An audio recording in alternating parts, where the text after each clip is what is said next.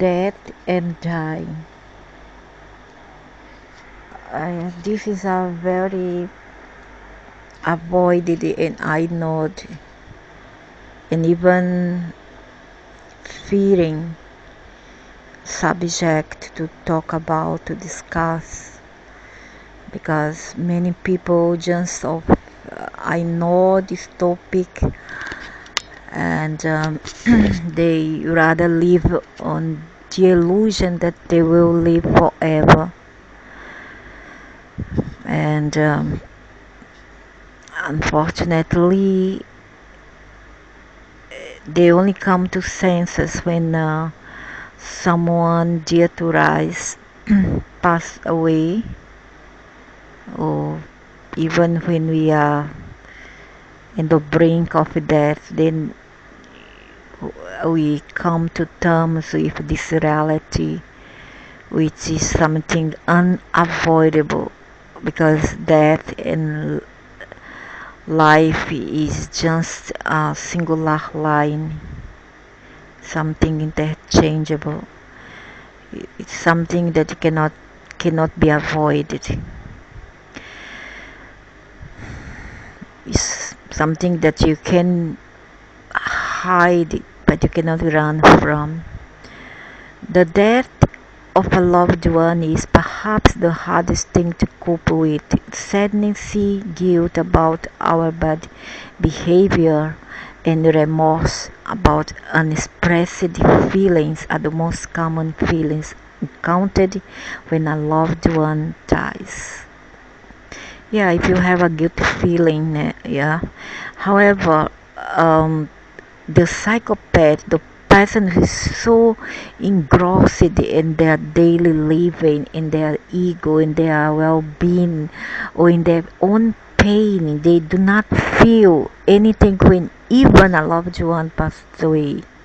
You see, this person is so engrossed, is so immersed in their life, the illusion, at least the illusion of their life on this body, that even when someone dear to them passes away, they do not care. They bury, and tomorrow they go about, do their daily things, living for their bodies, eating, procreate, having sex, and enjoy, work, make money, and that's it.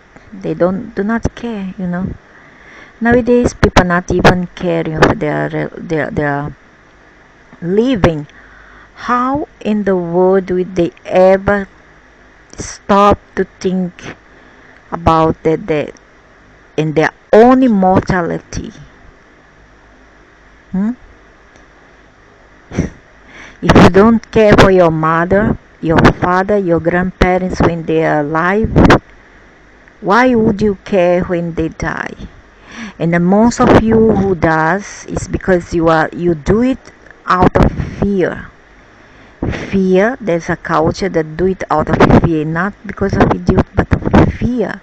Fear to be tormented, fear to be plagued with bad luck. If they do not care to visit the grave, to offer them offerings, and even, yeah, to remember them, you see. So not everybody cares. People nowadays are just, they are living like they are living a nightmare, because is this exactly what we are living, a nightmare nowadays? No, in this life, you see. So we live this nightmare every day, and then we have no time to think of others who have passed away. And for some, that's good, because they think that if we think so much of the dead, then we will be tormented by them, and we will somewhat invoke them, or kind of attract them to rise twice. But I do not think so. That's not how it happens anyway. Whether the more you don't care, the more plugged you are, the more influenced by them you are. Unless you are certain that this person died in peace. And death is like a nightmare or a dream, except that in the dream or nightmare you wake up. And the death, no, during the phase when you are still with the mind, not the brain's not mind. When you are still acting open the mind before your body decomposes before 40 days, then you will still create with your mind, and then depend upon your thoughts, your belief system. It will be either a nightmare or a dream, but one that you cannot wake up for a long time unless and until you let go of your mind. It's not you, and you think that this mind ego is you, but it's not. You need to let go of it to move on after that. So the value of a person is often distuned only after he or she dies. Not every time. I disagree, because many people, even after death, they are not even remembered.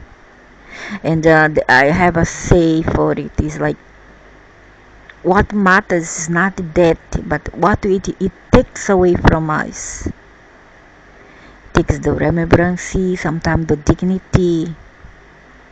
See, a not so nice person, ungrateful person, a selfish person, a non-loving person will not care, especially so when a mother, a father, a sister, a brother dies. They do not care. They are just immersed in their own world, their own cocoon which they has created around them. They don't care. We tend to take him or her for granted. Yeah, and they take for granted in life, in especially so death. They say, "Oh, die, finish, go away, get out, okay, finish." When the death knell sounds and we are left staring at the dead body of the person we lived with for so long, we are so devastated and clueless that relatives, friends, and neighbors have to come and take charge of what to do with the dead body. Not always. Some people just don't care. They do it mechanically wise. And after that, they will just go about their business.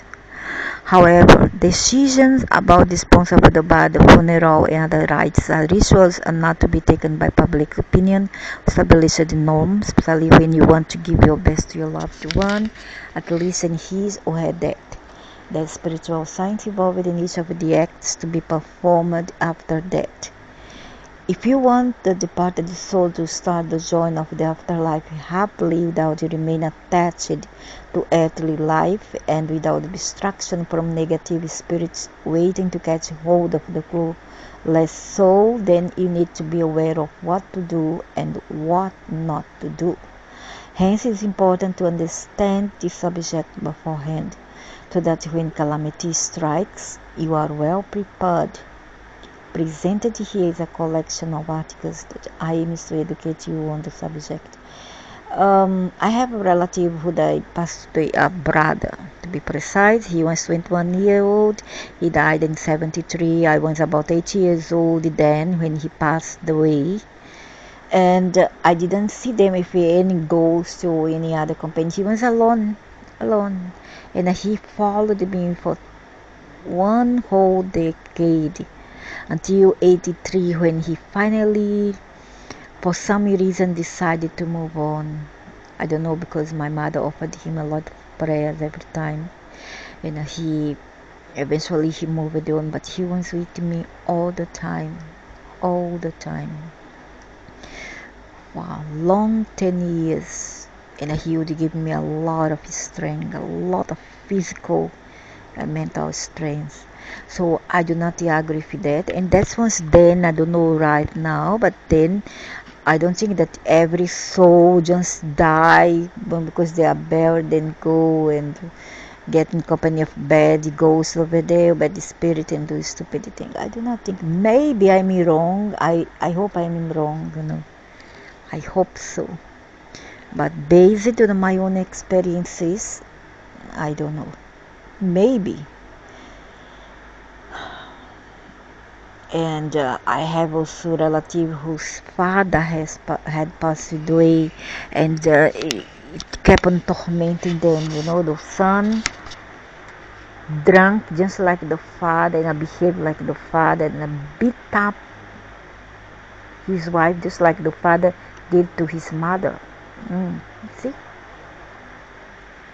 So it's really, yeah, it's very serious, the subject. Cremation vs burial.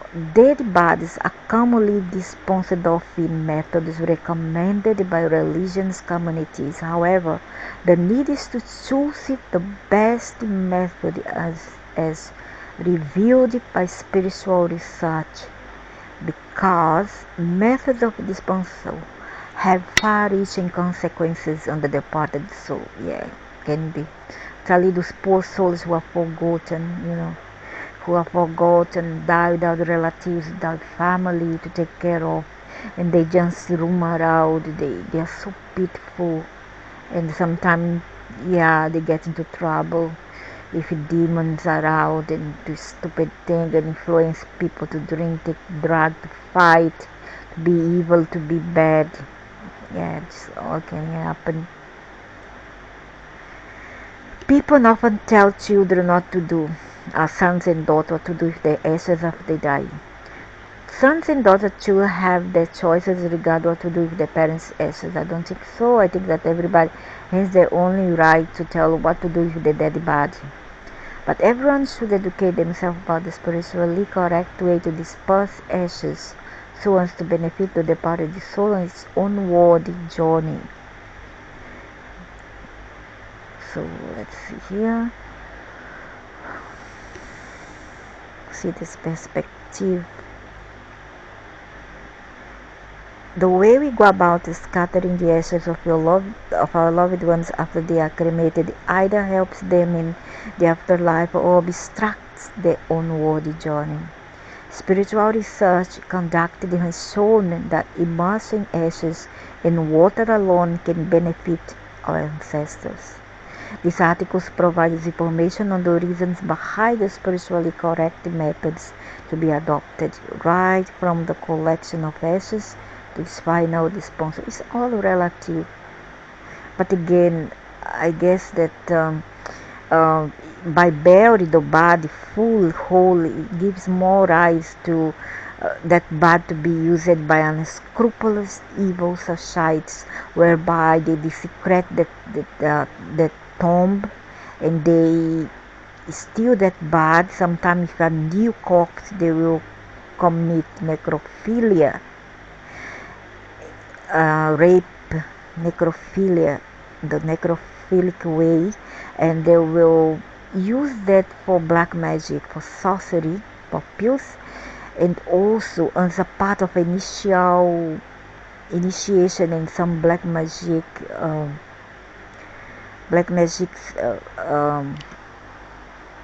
process or initiation. They will eat part of that corpse, eat, literally eat. And that's a very satanic thing. And if you do the cremation, chances are that they cannot do it, and that body will be more safe. And when this happen, to that corpse over there in the cemetery, what will happen? That corpse will turn to a zombie.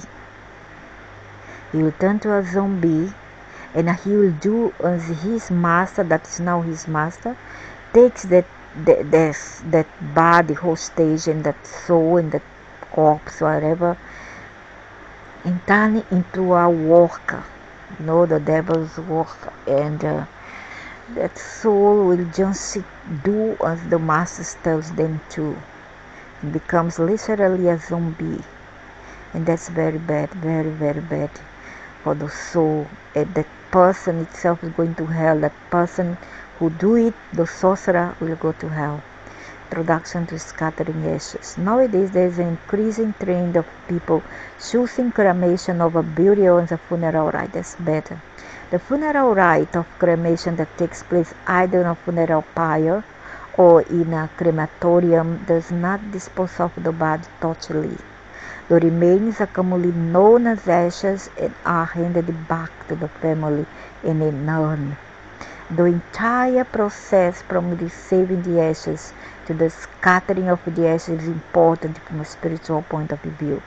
Depending on the process adopted, it can either help our departed loved ones to move on in their afterlife, or we may be instrumental in their remaining earthbound.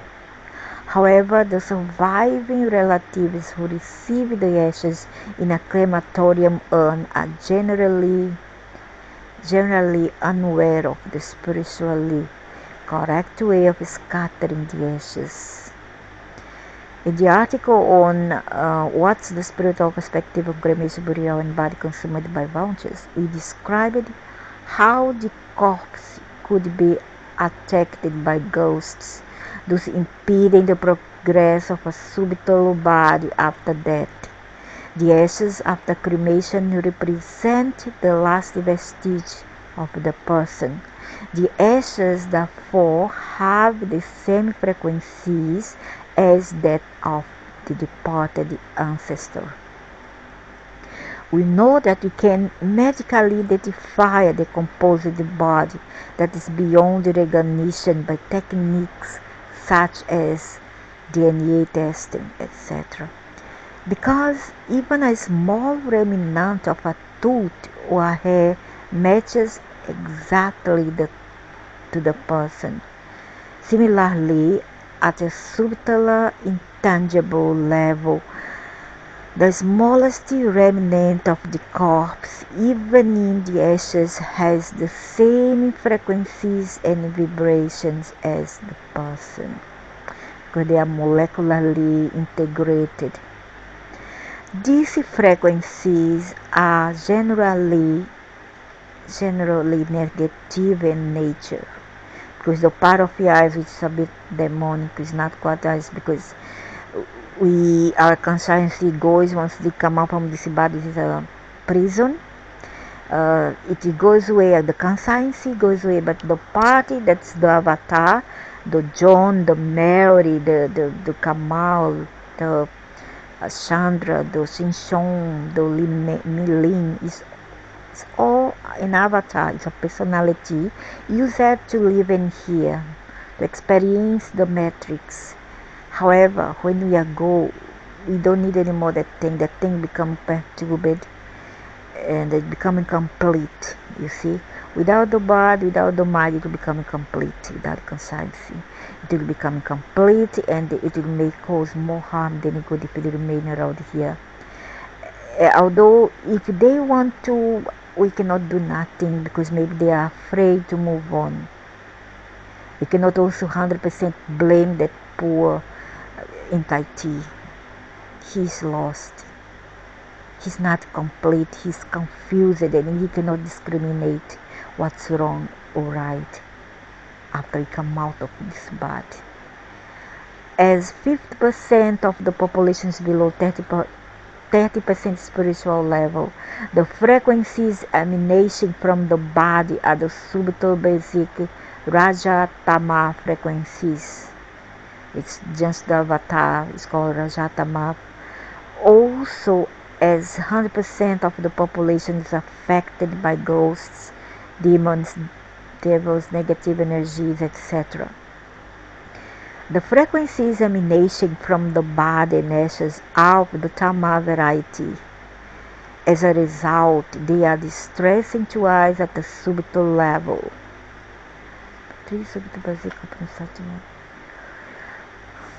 There is also a subtle bond that exists between the ashes and the departed ancestor because of the similar frequencies.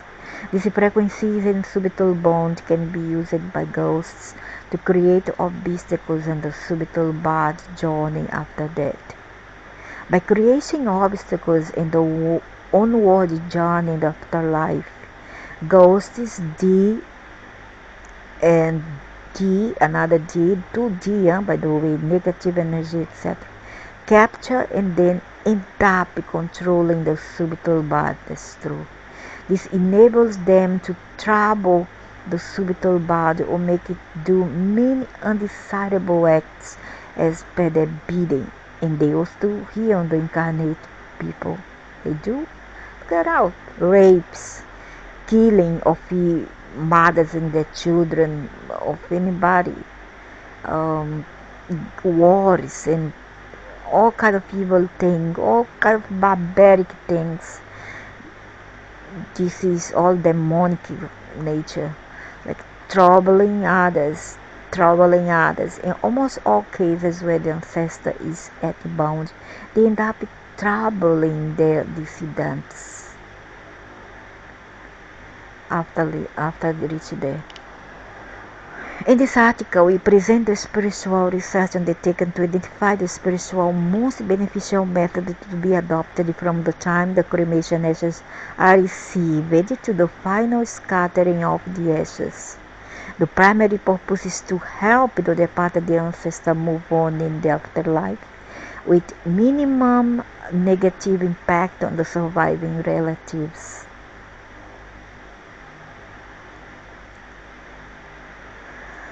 As explained above, the ashes of any person who is not a saint, or have to be a saint, is usually high in the subtle basic Rajatama component. Any contact with it adds to the subtle basic Rajatama component in us and can be a cause for distress. Hence, it is advisable to scatter ashes immediately after collecting them.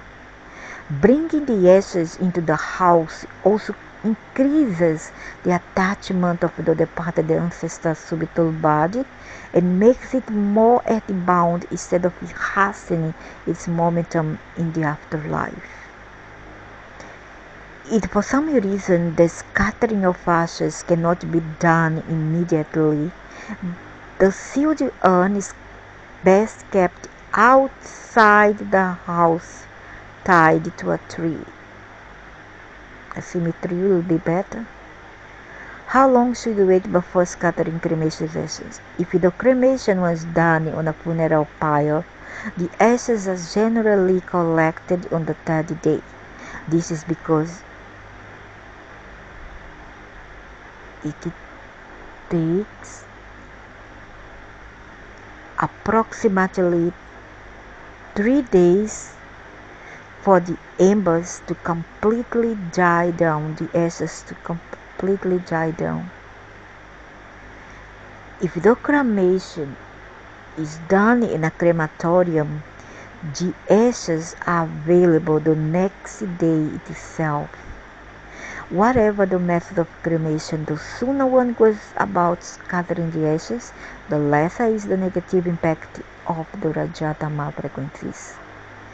In some cases, relatives residing overseas who could not make it for the funeral want to be part of the ritual of scattering of ashes. Here too, one has to weigh the spiritual benefit to the ancestor and preventing distress to oneself by scattering the ashes immediately versus the emotional gratification of the relatives. What is spiritually the best way to go about scattering ashes from a crematory urn? Immersion of ashes in water. After the body is cremated, immersion of the ashes in water is spiritually the best way of disposing of the ashes. The reasons for this are as follows, and the sea salt is better. It's easier for ghosts, D or other D's negativity energies to gain control of the ashes in the subtle body and misuse it. This is especially so when they find the ashes all together in one place in the ground. By immersing the ashes in water, they are dispersed and hence unavailable to the ghosts in a collected form to gain control of. You can also disperse on the ground, then disperse into the ground. As water is all assimilation, it imbibes the distressing vibration remaining from the dead body and the ashes and the other absolute cosmic principles relate to the subtle body like absolute earth, Prithvi, fire, ash, air, Vayu element. This helps to break the remaining attachment of the subtle body to its gross body or the dense body on the earth region. As a result, the probability of the subtle body getting stuck in the earth region as well as that of it being attacked by ghosts is dramatically reduced. The demerit sins of the past add to the subtle basic Rajatama frequencies of the ashes. By scattering the ashes of the deceased in the water, the demerits Rajatama frequencies related to the demerits are washed into the water. That's rubbish. We don't have sin. This is no sense. We come here, do our part, as long as we don't kill, don't rob, we don't do much harm to people, we do not have sin, man. So all nonsense superstition, religion superstitious. I don't fall for it. Seawater is the best for disposal of ashes. This is because seawater has the maximum all assimilating property among all types of water. Amongst other waters, but the seawater also has a lot of aliens and demons deep down there on the seabed. A lot of demons because the sea is a portal for the netherworld.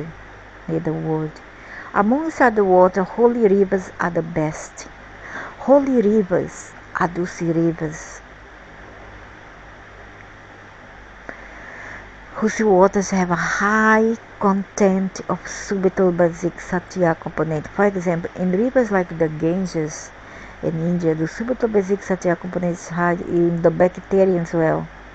Take even the ghosts are scared of the bacteria in there. In general, flowing water is the best, and it scatters the ashes to make it near impossible for the ghosts to gain control on the subtle body through the ashes.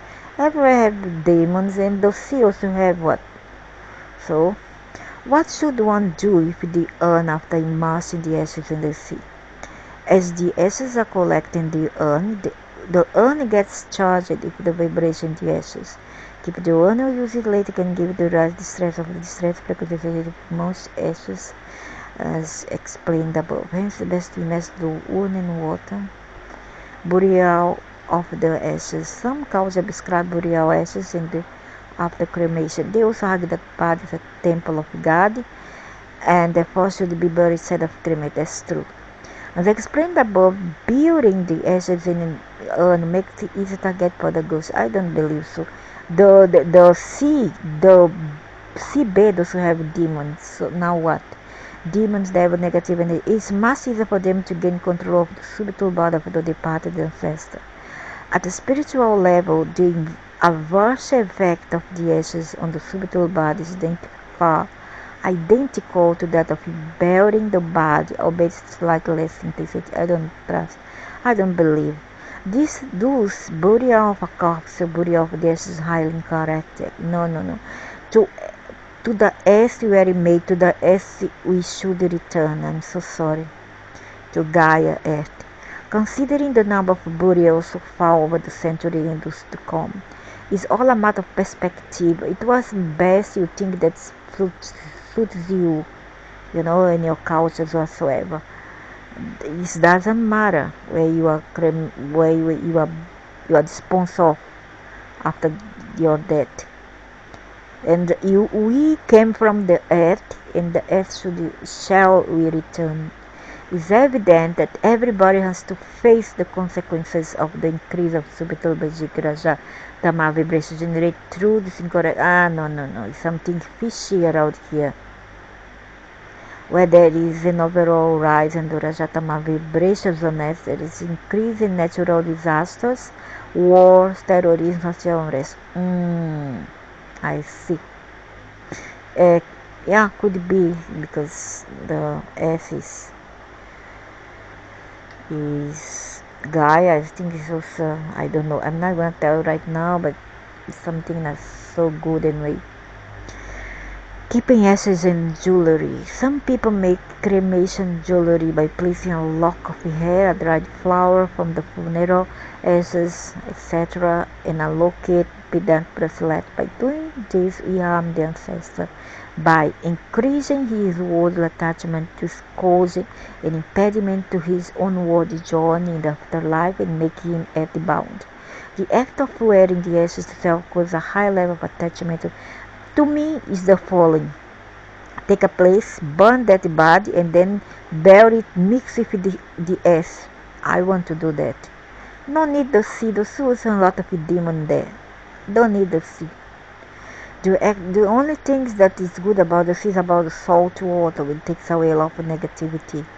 The act of wearing the ashes itself causes a high level of attachment to the subtle body of the departed ancestor for the decedent in their previous life on earth, exposing him to the risk of attack by ghosts. Cremation jewelry is harmful to us, as we expose ourselves to the subtle basic raja and the ashes ultimately and over an extended period of time. We expose ourselves to the risk of being affected by the subtle body of the ancestor, as well as the ghost who may be in control of the ancestor's subtle body through the ashes. Let's see. The ghost is a part of the avatar that you already have got. Scattering ashes by a plane of favorite place. It's best to scatter ashes quietly and without much fuss, fanfare as a sign of respect to the dead, and also to keep it as worldly attachment to the minimum. As explained above, it's best to scatter ashes in water. No. I prefer the earth. Burying the earth is better. Who should perform the rite of scattering of the ashes? Why should earthquake all this be provoked by the dead body when we come ashes? When we come from the earth, what causes earthquake is another thing, is the demons below, is the dragons and all that. Nothing to do with dead body or a dead animal. That's nonsense. Who should perform the rite of scattering of the ashes? Anybody can scatter the ashes. Usually it's the next of kin who does it. It's best that only a single person does it to limit contact with the ashes and keep it to the minimum. What material should be cremated? Blah blah blah blah blah blah blah blah blah. Earthenware or earthenware or for collection storing ashes. Pretty about design. Okay.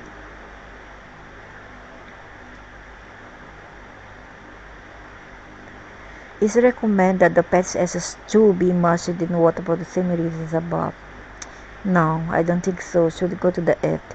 Some people have expressed their desire to bury their pet dog or cat's ashes along with the ashes. Spiritual research indicates that this is highly detrimental. It's because they are holding on to attachments, thus increasing the possibility of remaining earth-bound. So pets' ashes are more predominant than human ashes. Oh, that is deep and strong.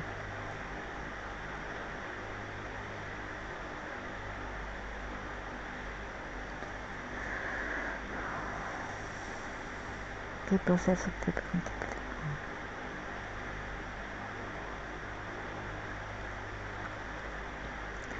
After a loved one dies, many people are unsure what they should do with their belongings. The purpose of this article is to provide a guide to the surviving relatives. At a principal level, we can keep a few things in mind. The actions we take with regard to belongings of the deceased need to help them reduce their attachments and help them move on in the afterlife. The vibrations of the deceased person remain in their belongings that they leave behind. It's true. Death of a person means an increase in subtle basic Tama component in the environment, the energy. If there was associated illness leading to that, the subtle basic Tama component is further accentuated. In addition to this, if the deceased was suffering distress by ghosts, demons, and negative energy before, at the time of that, or after, The person who uses the dead person's belongings is likely to suffer corresponding amount of distress as well. The following are some of the things one can do after a relative has died to help the deceased break his attachment to his belongings and to protect oneself from the distressing effect on the subtle basic Dhamma frequencies emanating from the belongings. I think they should burn their belongings or bury them if it means no problem. However, I know that the things that leave behind is not to be used by the living. It's best to burn the clothes worn by the deceased at the time of his death and at the time of the cremation burial, as they affect the most by the distressing subtle basic Dhamma frequencies. The ashes can be immersed in the sea, sprinkle hot water plus holy ash all over the dead person's room. This will help to reduce the Dhamma component that's generated in the atmosphere at the time of death. Tell people who die with a lot of anger and rage. The whole family can chant the spiritual chant of Sri Guru Datta.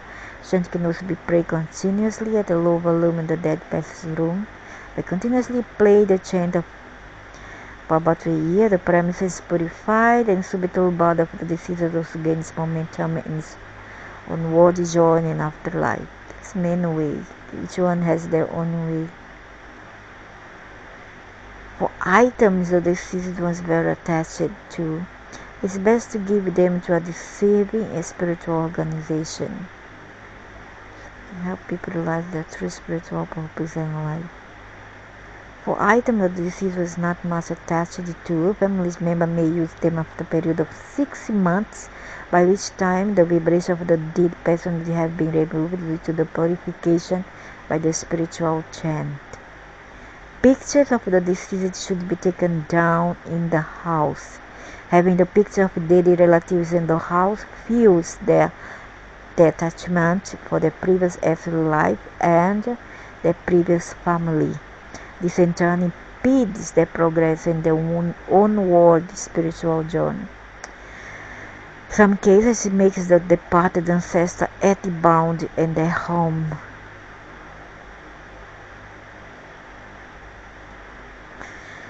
I don't think so. It's all relative what you want. Some people like to keep their dead mother, their dead sister, their brother, their father. So what? Let them. They still are attached to them. They still love them. So why don't keep them with you? No problem also. For me, I don't care. My sister passed away in this year in April, and all because she didn't. I mean, she get very angry because of some matter if the caring of my mother graveyard, because my mother passed away 11 years ago, and I since I'm not there, I'm miles and miles away from where my mother passed away. I asked them to take care of her grave and pay the cemetery tax every year, and I finance that. I give the money. I don't just talk, I give. I act therapy. So I give to one sister.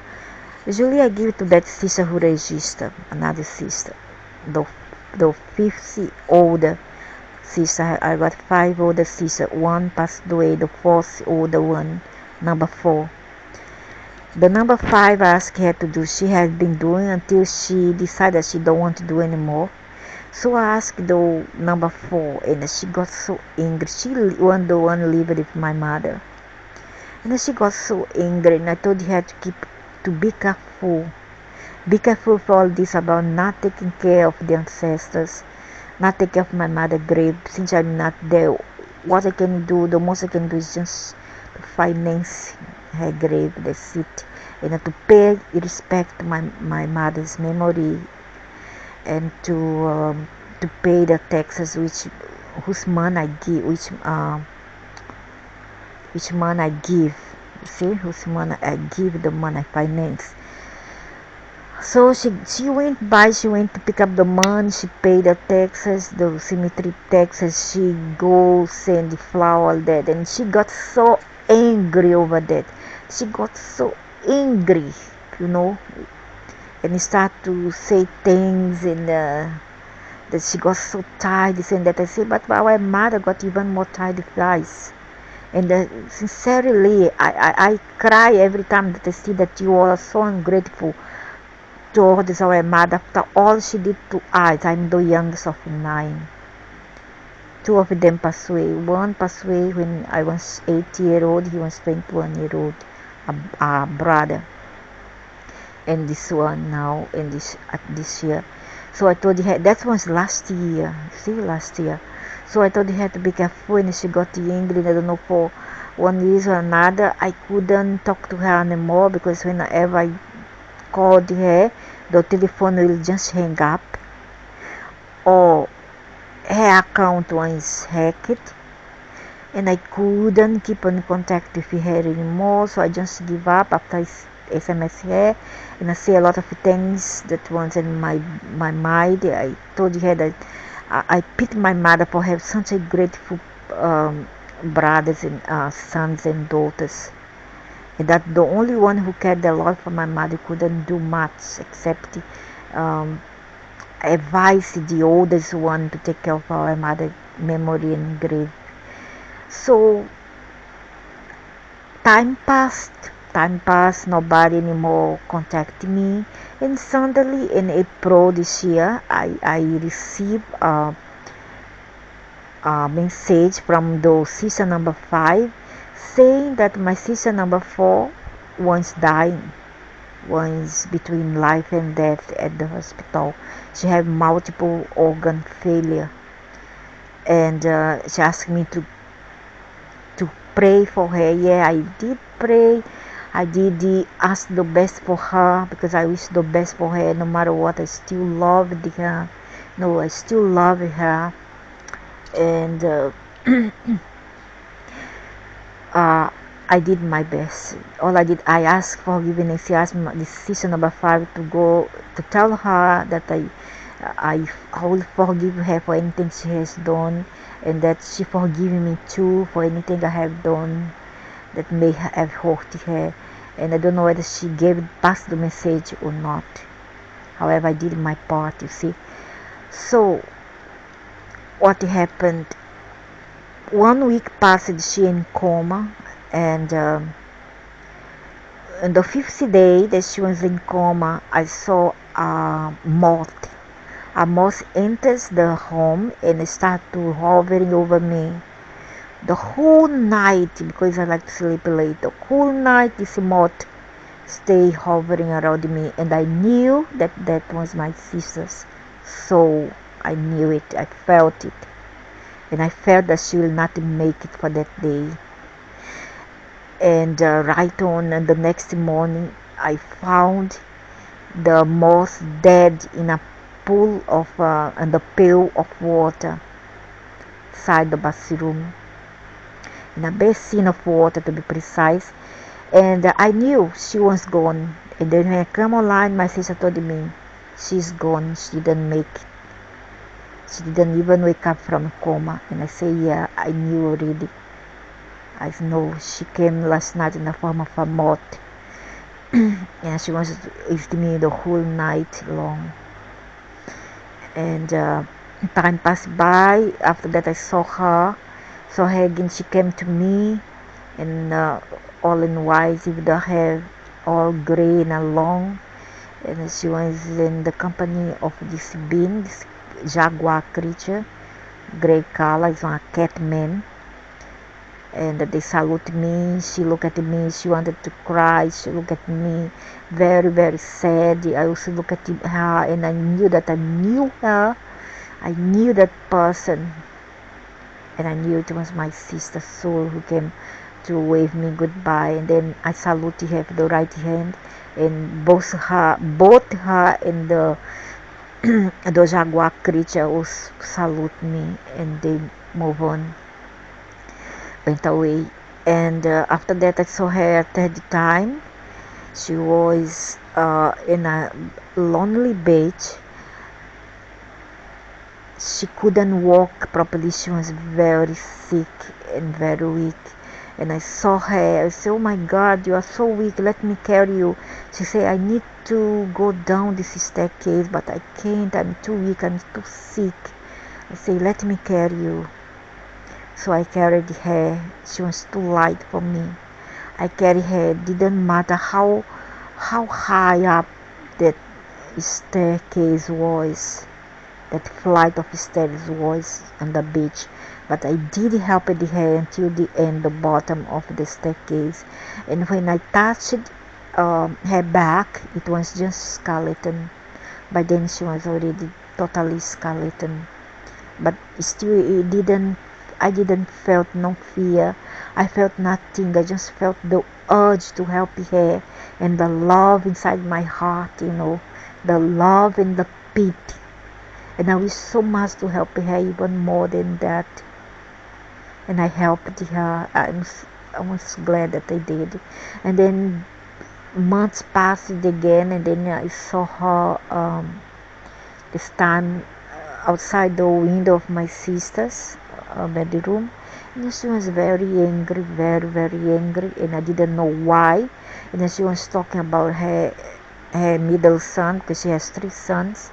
The middle son and my brother, which her son's uncle, and my sister. She talks. She said these people are terrible, and I just listened to her, and yeah, I agreed with her, but I asked her to just don't care about them and move on. Don't worry, move on with her life, or maybe life after that, and don't care about this thing, and go in peace.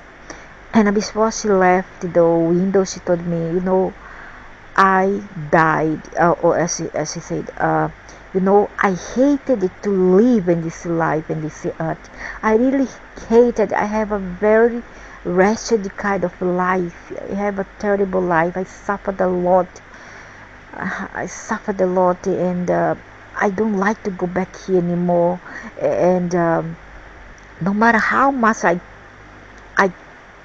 will come to suffer the other life in the other side, I still prefer 100 times the other side than this side. And that goes to you too. You are suffering a lot. Why you keep on like this? Just let it go. I said, no, it's okay. It's okay. I know when it's time for me to go. And you please take care of yourself. Go in peace. I love you. I love mother. And please go. And she went away, and then I closed the window. And this really happened to me. And after that, she no more came again. I don't know what happened to her. And right on, when she told me, when I come online, my sister number 5 was complaining about our nephew that was quarrel with the house that my mother has left for them. And then my brother was um, uh, how to say it, she was contest that the house be sold, because this sister son want to sell the house, and my brother the one, because my brother have more rights. So I served as an intermediate to make peace to these people. So I put all in order. I asked them this and that must respect the elderly, and his uncles the elderly, and that he start to say bad things about his mother. Say, don't say that to my sister, that she's your mother. Okay, your sister, she was not saying nobody is here, nobody's perfect. And your sister, whatever she has done that hurt you, your mother, whatever she has done, she's still your mother. And she has suffered a lot, and she paid her due. Please don't say that to your mother, and learn to forgive her. And from there on, he no more talked to me, and neither did the other sister number 5. And I told them to leave her alone, because her spirit was not in peace because of those people that she left behind, except with me, because she knew all my heart and soul that they still can count on me, my dead mother, my brother, my sister. Whenever somebody passed on, they come to me for advice, for help, and I'm always here to assist them whatever I can, and I'm very happy. So I do not agree the way how they treat the dead. Even here in this article, I do not agree, because the dead still has feelings. It must be respected.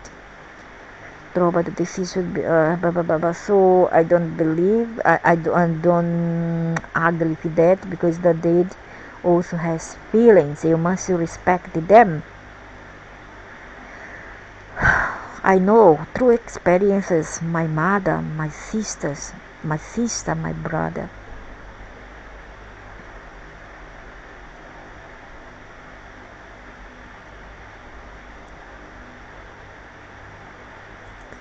So this one another nonsense, because what's wrong? I wanted to kiss my mother, my sister before they were buried. I don't find nothing wrong with that. It's all in your mind. It's all in your soul, in your intentions. Losing a loved one is traumatic experience for anyone. Sometimes people who are emotionally upset hug and kiss the body of the deceased. This may, however, be harmful for both the person and the subtle body of the deceased. I see nothing wrong. The proportion of excretory gas expelled from the dead body is high. Yeah, but still, in the love for them is even higher. So I see nothing wrong with it. Hence, the area around the dead body is charged with distressing frequencies. Depend if they died in peace, no way. This negatively charged area is conducive to the functioning of ghosts, these and bodies and negative energies, therefore increasing their activity. By kissing the hand or forehead of the dead body, the distressing frequencies on the skin of the dead body can enter the person. I don't think so. As the immediate area is charged with distressing frequencies, the person who goes to kiss the dead body also gets charged with the distressing frequencies and runs the risk of being severely affected by ghosts, these negative energies, etc. If the person who kisses the dead body is affected or possessed by ghosts, then through the medium of his touch, the ghosts in him can enter the dead body and take control of the body. They can then trouble its subtle body, thereby creating obstacles in its onward journey. They are saying that because when we die, every cadaver, every corpse has bad energies hovering around them. Usually it's aliens, the regressive type ones, or the Ds. They hovering around to suck the last energy that this body may contains, because it takes about 40 days to totally dispels this energy which we have, which our body have. You see, so these entities, they suck our energy like they would suck water from a straw. Just that's why they are saying that, but it has nothing to do with the ghost, with the bad per se, but what's around it which we do not see. You see, and I don't know. You just have to take a risk. I think that love conquers all. In the end, I will not mind. I will kiss again, again, again my mother, my sister, because I loved them. People involved with the funeral by necessity need to touch the body of the deceased and to prepare it for funeral rites. This a professional has said, so what? But still somebody have to do it. I think this person is very negative. You see this all in the negative way, but it don't have to be this way. That's nonsense, man. It's all about religion. You are just live your life by fears, operating through the level of fears. And love conquers all. Just remember this: loves conquer all. Goodness too. What's the effect of keeping objects in the coffin?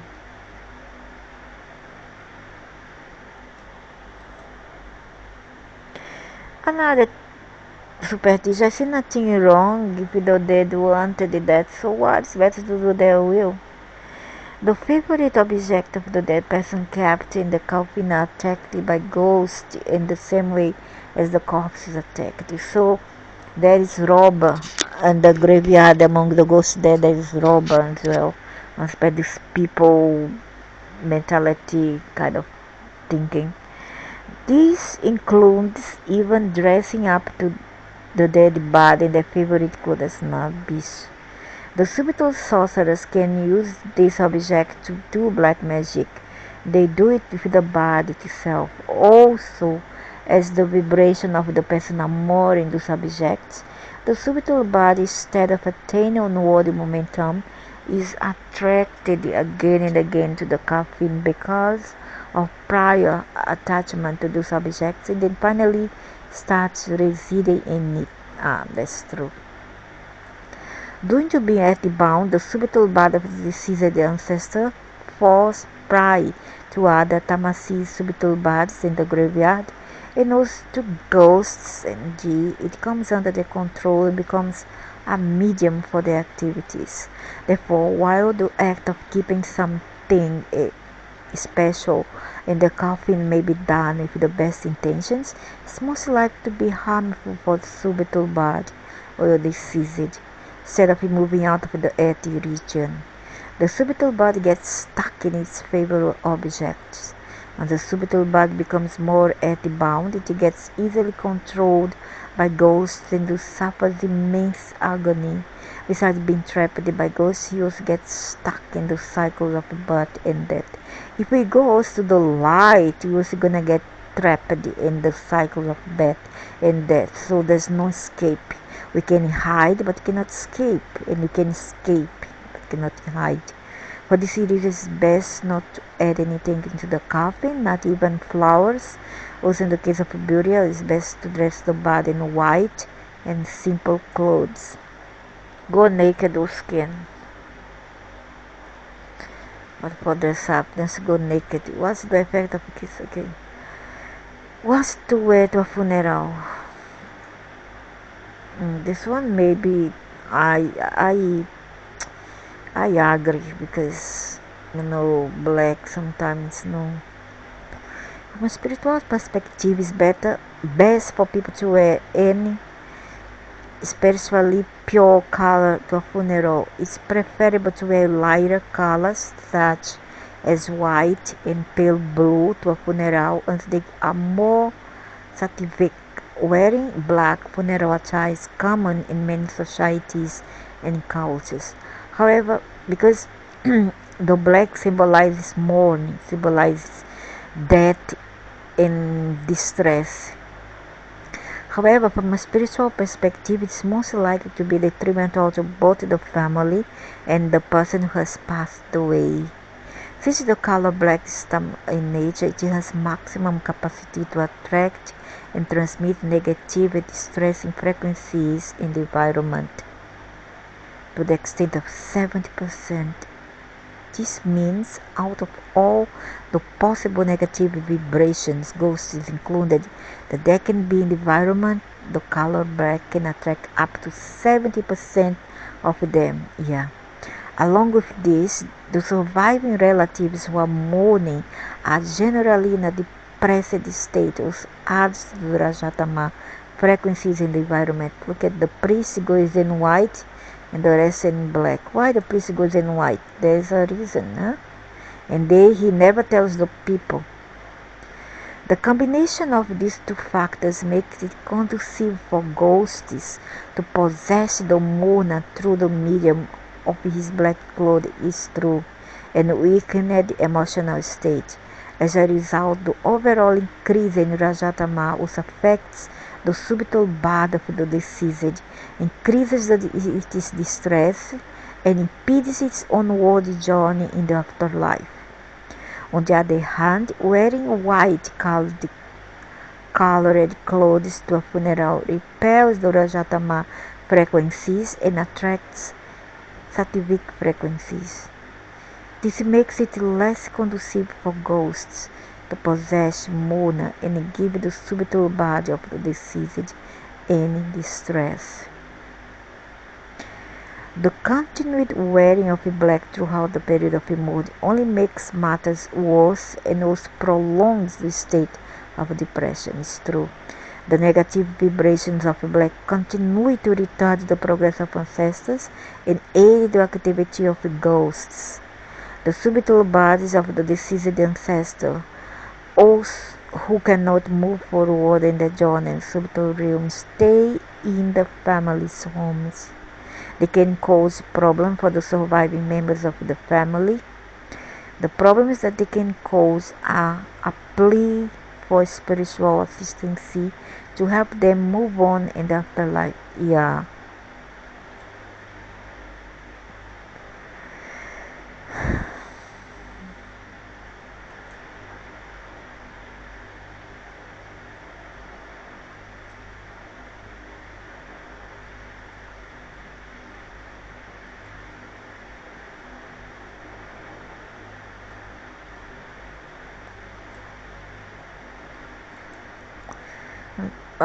There is this story that happened in Brazil. The sons passed away and the mother mourned, which is natural, which mother don't love the son or daughter. So she would cry and cry and cry non-stop, mourning her son. And one night she dreamed that he came to her and asked her to stop crying because his what you call it, the cloth that he was wearing, his afterlife cloth of the subtle body, which was all white, was all wet from the mother's tears. So after she stopped crying, he stopped coming to her. According to spiritual science, all rituals and functions associated with the last rites of a person should be designed with the objective of helping the subtle body of the deceased in his onward journey. Activities that have the potential to increase the attachment of the subtle body of the deceased to his or her previous life on earth are best avoided. It's common funeral etiquette in today's world to have a funeral reception. Here the relatives and well-wishers gather at the home of the deceased immediate family members to pay their respects and offer condolences with regard to the recent death. Invariably, food is served and discussion takes place over the life of the deceased. From a spiritual science perspective, this can be a highly detrimental for the people involved as well as for the subtle body of the deceased. Most people in today's world are Rajatama predominant and have a lot of ego, desires and attachments. When Rajatama predominant people pass away, their attachments and desires have the potential to make the subtle body linger after death and hence be unable to move on in the afterlife. When we speak about the dead person, subtle basic Rajatama vibrations associated with the person are transmitted through the talk. What's wrong? There's nothing wrong. Let it come, so what? Due to these vibrations, the subtle body of the dead person is pulled to the premises again and again and is loitered in the environment. So, this is according to a rule of spiritual science that says the word touch, form, taste, smell, and its associated energy coexist. Here the word refers to the person's name and the form refers to the subtle body. Talking about the dead person generates energy associated with him, which pulls the subtle body in the field of the discussion. What's the spiritually correct way to pay one's respects to the recently departed? In view of the above principle, paying of our respect to as well as grieving for the departed needs to be done, taking care not to add on to the Rajata Mauridi presented the premises. But give an example of what activities increase Rajatama. In addition, one should preclude all activities that should pull the subtle body of the departed back towards the earth region. Hence, large gatherings talk loudly and talking at length about the departed are best avoided. Instead of talking about the person, it's best to be introverted upon returning from the funeral, chanting the spiritual protection,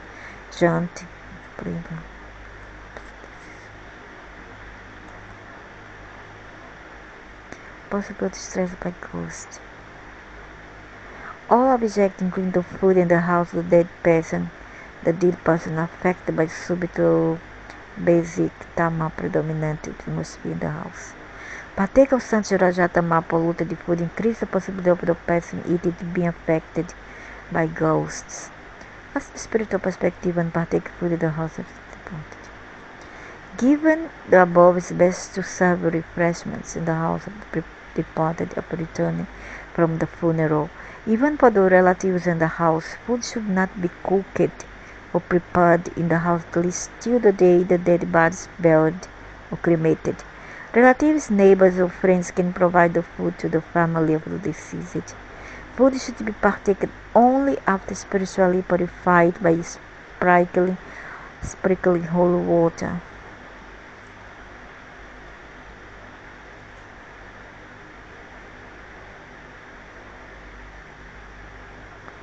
Plain weather for death of possibility.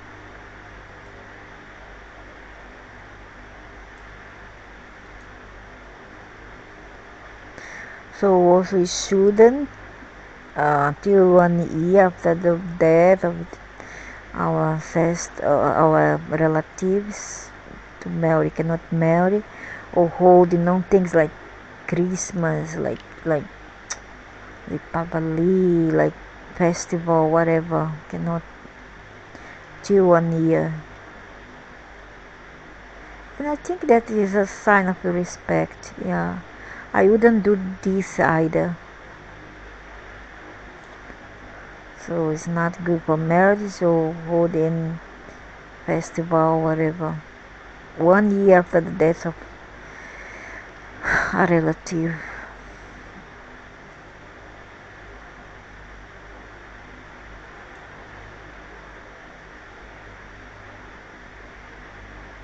Is the time of our death predestined? All of us has to do some point, and this is decided per our destiny. There are some predestined time periods in our lives in which death can occur and spare our destiny. The following table gives more details on this period in persons. And also you have small death. You know that accident where you don't die, that illness when you don't die, that one's also small death, is more chances for us to make amends for any wrong things that we wrong attitude towards our mother, father, whatever, sisters, brothers. Okay, type of death according to time, probably death. 700% possible preventing death. Generally occur in a person's life once and lasts for 2 weeks. Ghost influence, yes. Do certain rituals prescribed by scripture. Death.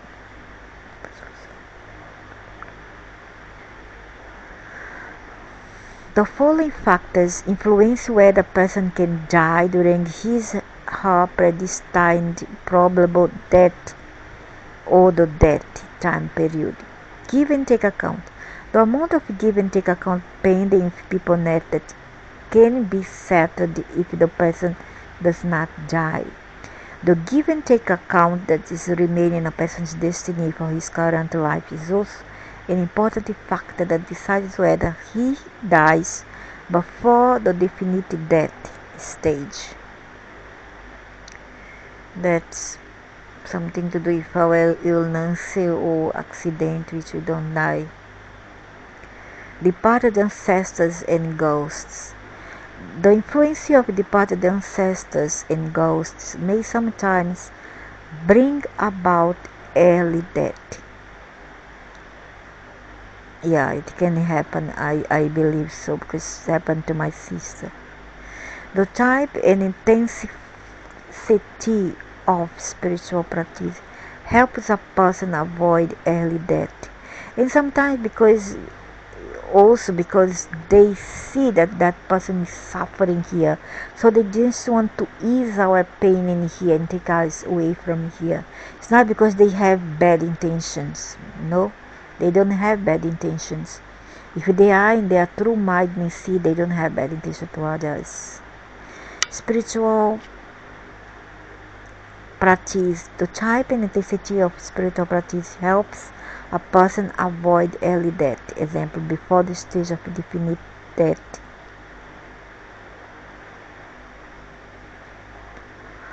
When the stage of definite death arrives, it means that a person has completed his or her destiny for the current lifetime on the earth plane of existence and to continue journey in the afterlife.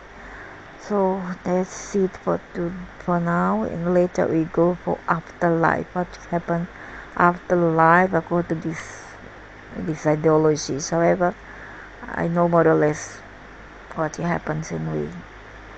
Nothing to do with religion or whatever.